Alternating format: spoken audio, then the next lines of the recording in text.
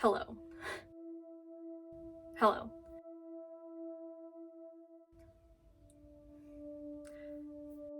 This is going to be a very sincere, very neurodivergent post about science fiction linguistics and communication and storytelling and folklore, and if you don't do earnest, maybe this is not the video for you. That being said, let's talk about Darmok. Darmok is the second episode of the 5th season of Star Trek The Next Generation. I'm gonna recap the plot, and if you don't want to hear that, this is how much you need to skip. In this episode, the crew of the USS Enterprise, as part of their mission to seek out new life and new civilizations, encounter a civilization called the Tamarians, who have never been able to meaningfully communicate with any other civilization, because despite the use of universal translators, which are some science fiction technology that exists in the Star Trek universe, the Tamarians speak almost exclusively in proper nouns, and nobody has been able to figure out what they mean to the Tamarians and what they intend to communicate by those words and phrases. Then, some science fiction science happens. I don't know, there's like an ion field, blah, blah, blah, blah, blah. This is not the interesting part of the episode, but deliberately on the part of the Tamarians, Earthman Captain Picard and the captain of the Tamarian ship become trapped on a planet together. They try earnestly and tirelessly to communicate, but make no headway whatsoever. The Tamarian keeps repeating the phrase Darmok and Jalad at Tanagra, but because those are mostly proper nouns and Picard has no context, he's not able to understand what the Tamarian is trying to tell him. But then, they're attacked by a monster, and in the process of confronting this monster together with the Tamarian, Picard realizes that the Tamarians communicate by evoking imagery from a body of Tamarian history and mythology and storytelling. So all of these phrases are references to parts of their cultural stories that communicate something important about the situation they're in. So Darmok and Jalad were two heroic adventurers who arrived at a place that was unfamiliar to them and fought a common enemy together there. Some wonderful Star Trek fight choreography ensues. The Tamarian is mortally wounded, but they manage to drive off the beast, and as the Tamarian lies dying, Picard offers him a story from Earth's mythology, the first half of the Epic of Gilgamesh, which also tells the story of two heroic adventurers who fight common enemies together, and one of them dies. The Tamarian succumbs to his injuries, Picard makes his way back to the Enterprise, and he reveals to the surviving members of the Tamarian ship that he has learned how to communicate with them. He has learned some of their allusions and metaphors and idioms. Later, he reflects to himself on how meaningful and profound it is that the Tamarian captain was willing to give his own life for the opportunity to communicate. That got me in a really deep place in my heart. I have honestly never cried so hard over a work of fiction as I did over Darmok, because it touches on a lot of things that are really important to me and really relatable to me. I care passionately about mythology and storytelling and communication. My own neurodivergencies, my ADHD and my autism present such that I have always found it really easy to speak and very, very hard to communicate.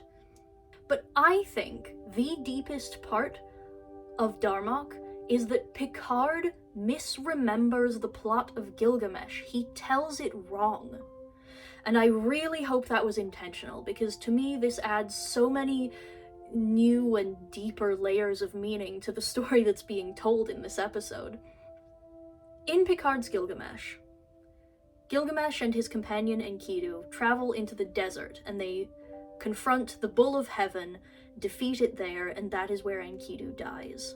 In the original epic, Gilgamesh and Enkidu journey into the cedar forest to confront the demon nature guardian Humbaba so that they can take the trees of the forest for their civilization. The confrontation with the Bull of Heaven happens later, and it happens in their city. In the original epic, Enkidu is raised in the wild by gazelles, and he's tricked into leaving them, tricked into becoming more human so that his gazelle family rejects him, and he mourns their loss. Picard's Gilgamesh doesn't feature this episode at all, and it's implied that Enkidu leaves the wild of his own volition. Hold that thought. I know the story of Gilgamesh very, very well because I love this story very, very much, and I think I am so passionate about Gilgamesh for a lot of the same reasons that Star Trek has historically connected with so many of my fellow autistics. I read Gilgamesh and I saw a figure, a guy, who was simultaneously terrified of his humanity and also desperate to be more human.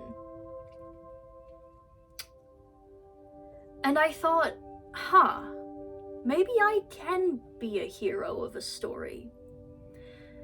For decades, Star Trek has been a stereotypically autistic thing to be into, and I want to, separate a little bit autistic traits from the scientific diagnosis and understanding of autism, because even long before we knew as much as we know now about autism and autistic people, portraying a fictional character as a Trekkie has always kind of been shorthand for saying that they have noticeable autistic traits, that they struggle with social cues, they have strange obsessions and stand funny and talk funny, arguably culminating with the Big Bang Theory.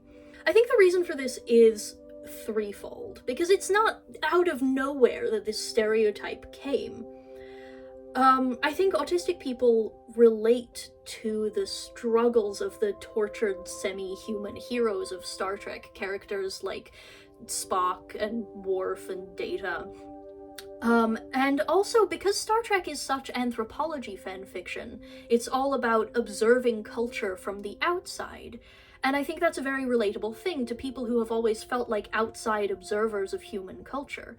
And in fact, because of the mission of the Enterprise being to seek out new life and new civilizations, the position of its heroes as outsiders looking in on culture isn't something that prevents them from being heroes. In fact, it is the very reason why they are the heroes of the story. I'm actually going to insert somebody else's TikTok video here because I think it makes my point rather nicely. Hello, fellow autistic kid who hyperfixated on writing or theater or psychology or anthropology without realizing you were just desperately trying to learn how to person. I also think, and this is not a scientific opinion, I'm going on a limb here a little bit, when I assign this trait to autism rather than some other facet of, overlapping neurodivergency and ways that brains can be, so bear with me. But I think fandom itself and the sort of Tamarian nature of fandom communication is a very autistic way of generating culture, of, being very into a thing and absorbing the cultural references and communicating with others via one's mutual interest in and understanding of those references. Speaking only for myself, I feel very strongly that not only did I learn my own humanity through the study of stories, but also it is through reference to stories in which I feel represented that I am most able to communicate my humanity. I am an android on a witness stand pleading with you to believe in my personhood. Frankenstein's monster in the forest, the Selkie's child, her toes webbed, Enkidu cursing on his deathbed. I have seen the acorn before the oak, the egg before the hen, but never the likes of this. Picard misremembers the plot of Gilgamesh, and I really hope it was intentional on the part of the writers of this episode, because to me, one of the coolest things about the study of folklore and mythology is the way that the storyteller becomes part of the story. The beginnings of Arthurian mythology were composed collectively by the Brittonic people over the course of the arrival of Christianity in the region. Le Morte d'Arthur was written by Sir Thomas Malory, who may not have existed, and The Once and Future King was written by T.H. White, who was gay in the 1950s. And now, as a culture, we have a set of stories about a fairy king awkwardly thrust into a Christian context, featuring a Lancelot who yearns tragically for the queen, but sometimes also the king. We retell, we misremember, and we reflect ourselves. The Epic of Gilgamesh is set at the dawn of history. Literally, the historical Gilgamesh, to the extent that he may have existed, lived contemporary to the invention of writing. To the people who told this story, a time before civilization was not in living memory, but it was far more immediate than it is to us. Their struggles with the wild were real and bewildering. Enkidu when the gazelles fled, the cedar forest claimed by man. Pretty irrelevant if you live on a spaceship. And I believe that the absence of those two scenes is the essence of what it means to communicate.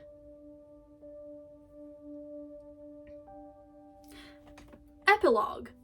Picard doesn't tell the second half of Gilgamesh, which makes sense in the context of the plot of Darmok, but I would kind of like to see that because, you know, we can talk all day about what is science fiction, what counts as science fiction, is it meaningfully distinct from fantasy as a genre, but whatever Star Trek The Next Generation is, the second half of Gilgamesh is also that. Gilgamesh, who is half human, faces the death of his companion, possibly lover, Enkidu, recognizes that he, unlike his mother, is going to die, refuses to accept this, and goes on a quest for the secret of immortality. Okay, that's not very Star Trek, but what is he arrives at the edge of the Earth, what was to them the edge of the Earth, which is probably the eastern shore of the Mediterranean to us. And he speaks to the tavern keeper at the edge of the Earth, and she says to Gilgamesh, "Only the sun crosses the sea." And he says, "I'm gonna make a boat, and I'm gonna go off the edge of the Earth."